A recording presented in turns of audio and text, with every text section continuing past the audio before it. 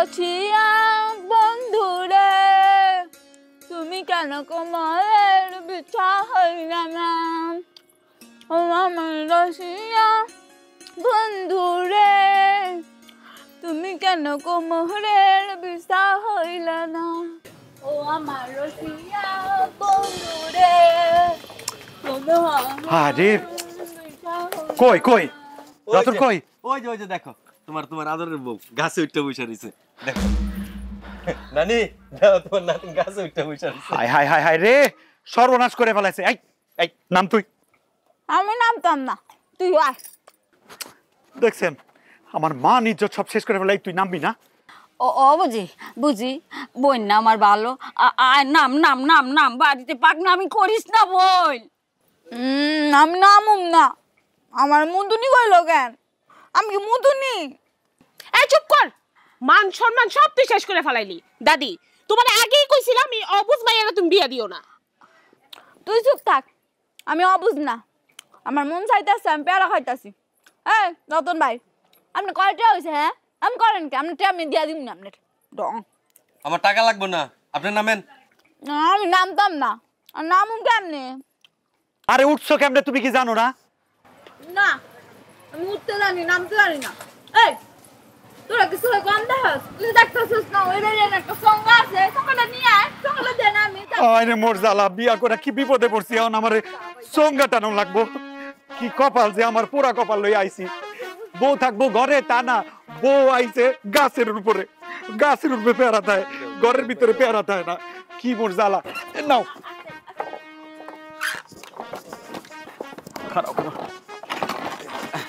না আসো আহেন ভাবি আহেন নামেন ভাবি নামেন আহেন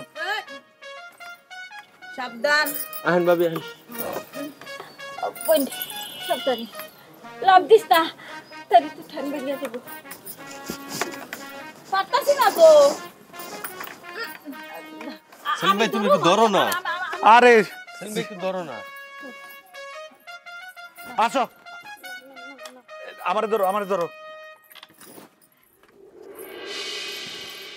এই আমার তো দলাবো না তো কি পাগলামি হ্যাঁ হর তোরা হর আচ্ছা আস্তে নাচিস না সঙ্গের উপরে পাইঙ্গা পড়বি কি তালার মধ্যে পড়ছি আমি ওলা কি রে লো বাইট লো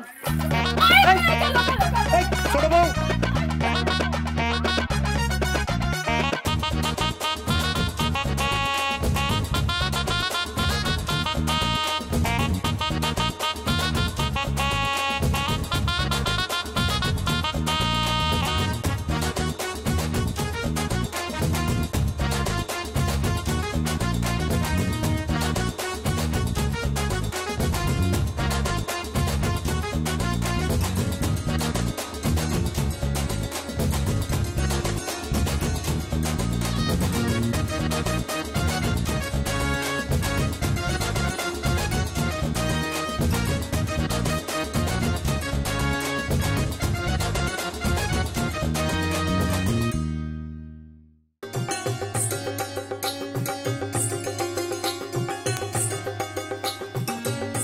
আচ্ছা আমার নাতিন যে বাড়িটা থেকে বাইরে হয়ে গেল হ্যাঁ কেউ কোনো খোঁজ দিতেছ না কেন আরে তোমরা চুপ করে আসো কেন আমার নাতিন যদি হারায় যায় তাহলে কিন্তু তোমাকে খবর আছে এই বুড়ি এই চুপ করো তো এরকম বাদাই মাইয়া লগে আমার বিয়া দিছ কেন হ্যাঁ এই বাড়িতে যেই মাইয়া একবার বাইরে হয়ে যায় তার জন্য এই বাড়ির দরজা আজীবনের জন্য বন্ধ কইলেই হইলো আমার ননদের যদি কিছু হয় আপনি সবাই আমি জেলের ভাত খাও আহা তোমরা চুপ থাকো তো তোমরা কি সবাই পাগল হয়ে গেল নাকি হ্যাঁ মেয়েটা কোথায় আছে খুঁজা বের করো খোঁজন লাগবো না আব্বা আমি জানি ওই সেরি কই গেছে ওই সেরি গেছে বিলে গুড়া গুড়া মাছ ধরতে তুই জানলি কি করে বুয়াই কইছে মিথ্যা কথা আমার নাতিনে পানি দেখা ডরায় আমার নাতিনে গেছে কার বাড়িতে পেয়ারা আছে ওই যে ডাব আছে ওইগুলো ছিড়বার গেছে হা হা সখিনা তো ওই আগানে বাগানে গিয়া বাঞ্চের বাড়ি থেকে চুরি কইরা খায় আমি তো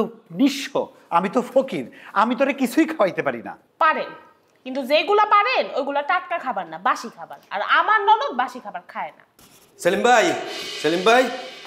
আসসালামু আলাইকুম তোমার বউ আমার পেয়ারা গাছের পেয়ারা পাইরা আম গাছে বসে বসে খাইতেছে। ও গাছ উঠলো কিভাবে? আরে এইটা কোনো ব্যাপার না। আমার নাতিনে আম গাছ, গাব গাছ, ডাব গাছ, পেয়ারা গাছ সব গাছই বাওনের অভ্যাস আছে। এই বুড়ি চুপ করো তো, বেশি কথা কয়। রতন ভাই এখন কত ওই পাগড়িটা কই আছে, কই গেল ওই পাগড়িটা পামু? ও হলো গাছের উপরে বসে পেয়ারা খাইতেছে। গাছের উপরে আছে? হ, গাছের উপরে বসে পেয়ারা খাইতেছে। এই তোর সঙ্গে যাও তো। দেহ দিই কাণ্ড, কি মায়া বিয়া করাইলে আমি বুঝলাম না। ঘরে সংসার করবো না গাছে গাছে খুঁজে বেড়াবো? না, এর একটা বিহিত করতে হইব। এখন এত কথা বইলা কোনো লাভ নাই। আমি মেয়ের সাথে সংসার করব না, সম্ভব না সংসার করা। আরে আজব, প্রতিদিন বিছানায় মুতে, এটা কোনো কথা? একটা পুরুষ হিসেবে এটা মেনে নেওয়া আমার জন্য কঠিন। আর অসুখ আছে এরকম বিছানায় মুতার, এটা তো উনারা আমাকে বলে নাই। এত বড় প্রতারণা আমি কেন সহ্য করব? আমার পক্ষে এটা মানা সম্ভব না। আর তারপরে এটা যদি মাইনা লই, এরপর তো অনেক ঝামেলা আছে। বাড়িতে থাকে না, পাড়া বেড়ায় বেড়ে। এমন বাড়ির কোনো গাছ নাই এই পুরা বাড়ির, পুরা এলাকার, পুরা মহল্লার যে গাছের কোনো একটা ফল বাকি আছে। ডাব গাছের ডাব নাই, আম গাছের আম নাই, বড়ই গাছের বড়ই নাই, এমনকি বেত গাছের বেতুলও নাই, তেঁতুল গাছের তেঁতুল নাই। কি একটা অবস্থা!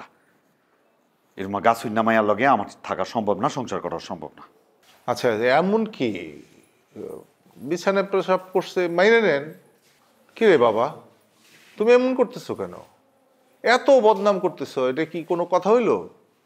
কি রে ভাই, মাইনে নেন আপনি? কেন মাইনা নেব? আপনি ঘুমাই আপনারা নিয়ে যান। পুতুল খেলা পাইছেন? মন চাইবো ঘরে তুলবেন, আবার মন চাইবো ঘর থেকে বাইর করে দিবেন। এইসব কিন্তু চলবো না, একদম কেস কামারি করে ছাড়বো। নিয়ে যাই কইলেই হলো? হ্যাঁ, আমাগো নাতিন ছোট, অবুঝ, তাছাড়া বাসর হয়ে গেছে, এখন কি কইলেই নিয়ে যাওয়া যায়? এটার একটা বিহিতকরণ লাগবো। এই যে আমাকে মিয়া বাইরে নিয়ে আইছি, উনি গ্রামের মাথা, অনেক ক্ষমতাশালী লোক। মিয়া ভাই, আপনি একটা বিহিত করে দেন। আঙ্কেলরা আমরা অনেক সম্মান করি, আঙ্কেলের কথা আমরা মানি সবাই। এত আঙ্কেল আঙ্কেল করতেছেন কেন? আঙ্কেল ফাঙ্কেল চিনি না। বিয়ের আগে তেমন কোনো কথা ছিল না যে মেয়া বিছানার মধ্যে মুতবো, তা আবার প্রতিদিন। এখন তো প্রতিদিন মুততেছে। এই চাপ! এতক্ষণ অনেক অনেক সহ্য করছি। ফালতু ছেলে কোথাকার! হ্যাঁ, তোমার স্ত্রী এভাবে বেফাইস ভাবে বলতেছো, মানুষের সামনে লজ্জা করে না তোমার? আর আপনি কেমন? আপনি কেমন? আপনার কোনো পার্সোনালিটি নেই? এই মেয়ে, তোমার বয়স কত? আমার বয়স দিয়ে আপনি করবেন কি? আপনি মুরব্বী মানুষ, আপনি একটা মুরব্বী হইয়া আমার স্বামীর লগে এভাবে কেমনে কথা কন? আমার স্বামী আমার অনেক ভালোবাসে, আমার স্বামী আমার পা টিপা দেয়। দোষ তো আমারই, আমার একটু শারীরিক সমস্যা আছে, এত বড় হয়ে গেছি গা, এরপর আমি বিছলাম মুইটা দিই। এখন এরা তো আর কিছু করণ যাইব না, ডাক্তার দেখান লাগবো। আমার স্বামী আমার ডাক্তারও দেখাইব। আমনে মুরব্বী মানুষ, আমনে আমগো কি সমাধান দিবেন? আমগো ঘরের সমাধান আমরা নিজেরাই করতে পারি। আর আমার বয়স হলো 14 বছর। আমি ঠিক মতো সব কিছু বুঝি, আবার বুঝি না। একটু দোষ আছে আমার, আমি মানি। আমি একটু তিরিং বিরিং করি বেশি। আমার অনেক শখ আছিল আমি একটা বড় ঘরে বিয়া করব। এর লিগা যখন হেরা বিয়ার প্রস্তাব পাঠায়, আমার দাদি আমারে কয়, আমি তখন রাজি হয়ে যাইগা। আমার দাদিরও কোনো দোষ নাই। আর তাছাড়া আমার এই পরিবারে আমার সবাই অনেক আদর করে। আমার স্বামী যেমন আদর করে, আমার শ্বশুর শাশুড়ি যেমন অনেক আদর করে। এই যে আমার সতীন আমার বোনের মতো দেখে, অনেক আদর করে। আমি তো অনেক সুখে শান্তিতেই আছি, তাহলে অসুবিধা কি? যেহেতু আমার শারীরিক সমস্যা, আজকে আমি আমার বাপের বাড়ি চলে যাব। আমার বয়স যখন 18 বছর হইব, তখন আবার ফিরে আসো। না না, তুমি কোথাও যাও না। ফেসে তো যাবেন, আপনারা সবাই ফেসে যাবেন। অপ্রাপ্ত বয়স্ক মেয়ে, ঠিক আছে? এটা আইন বিরোধী কাজ হয়েছে। ওর মাত্র 14 বছর বয়স। 18 বছর পরে ও সাবালিকা হবে, তারপরে ওকে বিয়ে দিতে পারবে। আপনারা বিয়ে করাইছেন কেন? বিয়ে করানোর আগে মনে ছিল না এগুলা? আর কি তুমি কি আমার এই সমস্ত ফ্যামিলির ইসের মধ্যে নিয়ে আসছো? তুমি জানো আমি কত বড় বড় বিচার করি? এটা কোনো কথা হইলো? তোমার কথা রাখতে যে আমার এখানে আসতে হয়েছে। আশ্চর্য ব্যাপার। আব্বা, আপনি আমার মাফ করে দিয়ে। আমি আসলে বুঝতে পারি নাই বিয়া করে মায়া গোজে অনেক দায়িত্ব থাকে, সেটা তো বুঝি নাই। অনেক তিরিং বিরিং করতাম, আস্তে আস্তে সব ঠিক হয়ে যাইব। আম্মা, আপনি আমার উপর রাগ করেন না, আপনি আমার জন্য দোয়া করেন, আমি যাতে বড় হইতে পারি, ঠিক মতো পড়াশোনাটা করতে পারি। সকিনা, তুমি তুমি সত্যি সত্যি চলে যেতেছ?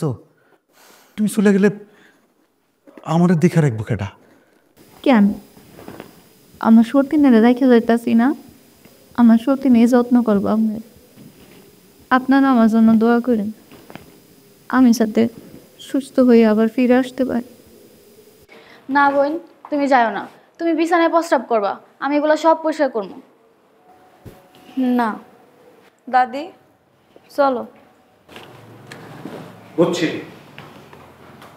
যে বাড়িতে সম্মান নাই, ঠিক আছে, এখানে বিচার করা হবে না, ভালোবাসার অভাব আছে এখানে।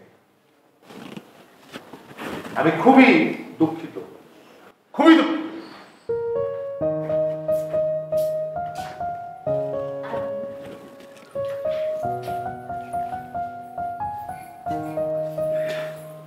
সকিনা, সকিনা।